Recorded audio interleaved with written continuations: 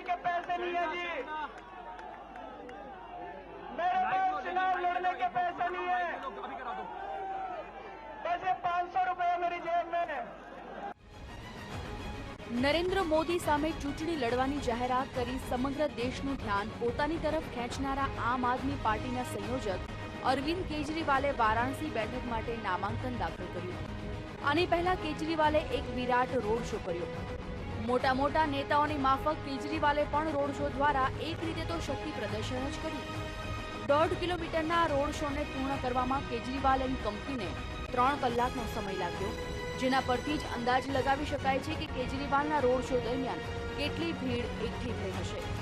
આશરે 1:30 વાગ્યાની આસપાસ કેજરીવાલ પોતાના સાથીઓ સાથે વારાણસીની કલેક્ટર કચેરીએ પહોંચ્યા હતા અને 2:30 વાગે તેમણે 2 સેટમાં પોતાનું નામાંકન પત્ર દાખલ કર્યું।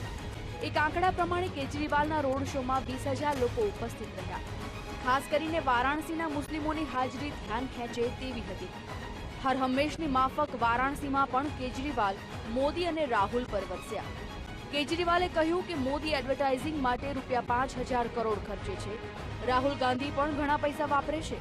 કેજરીવાલે મોદી પર નિશાન તાક્યું કે જો મોદી સત્તામાં આવશે તો ઓછામાં ઓછા 5 લાખ કરોડ બનાવશે।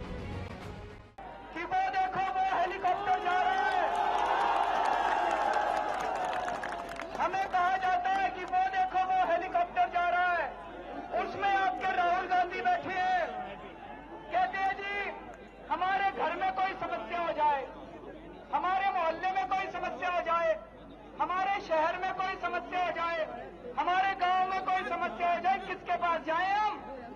बोले दिल्ली जाते हैं तो उनके सिक्योरिटी गार्ड मार पीट के भगा देते हैं, हड्डी पसली तोड़ देते हैं हमारी।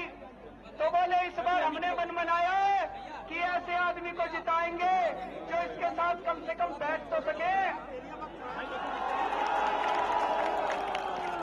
जिसके साथ बात तो कर सके। કેજરીવાલે મોદી અને રાહુલ પર હેલિકોપ્ટર ડેમોક્રેસી કરવાનો આરોપ લગાવતા કહ્યું કે રાજકીય પાર્ટીઓ ચૂંટણી જીતવા અઢળક ખર્ચ કરે છે। સાથે જ તેમણે વારાણસીના લોકોને અપીલ કરી કે એવા નેતાને મત આપો જે સુખ દુઃખમાં સાથ રહે। मेरे को कोई कह रहा था 5,000 करोड़ रुपए खर्च किए नरेंद्र मोदी जी ने, कोई कह रहा था 10,000 करोड़ रुपए खर्च किए राहुल गांधी ने। ये पैसा कहाँ से आ रहा है जी? ये तो 2 नंबर का पैसा है, ये तो काला पैसा है, 2 नंबर का पैसा है। जो भी आदमी इनको 5,000 करोड़ रुपए खर्च करने को दे रहा है चुनाव में, वो चुनाव के बाद 5 लाख करोड़ निकालेगा। રાહુલ ગાંધીનું નામ લીધા વિના કેજરીવાલે કહ્યું કે લોકોએ અમેઠીવાસીઓને છેતર્યા છે। લોકોએ પોતાના વિસ્તારના વિકાસ માટે તેમને મત આપ્યા, પરંતુ આવું કઈ થયું નહીં। दोस्तों, अभी मैं कल ही अमेठी से लौटा हूं। अमेठी से कुमार विश्वास चुनाव लड़ रहे हैं। अमेठी में मैं 3 दिन रहा। मैंने जनता से, अमेठी की जनता से चर्चा की। अमेठी की जनता ने मेरे को बताया कि जी 30 साल से हम लोग गांधी परिवार को वोट देते आ रहे हैं। हम लोगों ने सोचा था गांधी परिवार देश चलाता है, गांधी परिवार के लोग प्रधानमंत्री बनते हैं। अगर हम गांधी परिवार को वोट देंगे तो हमारे अमेठी का वो पुनरुद्धार कर देंगे, हमारे अमेठी का विकास कर देंगे।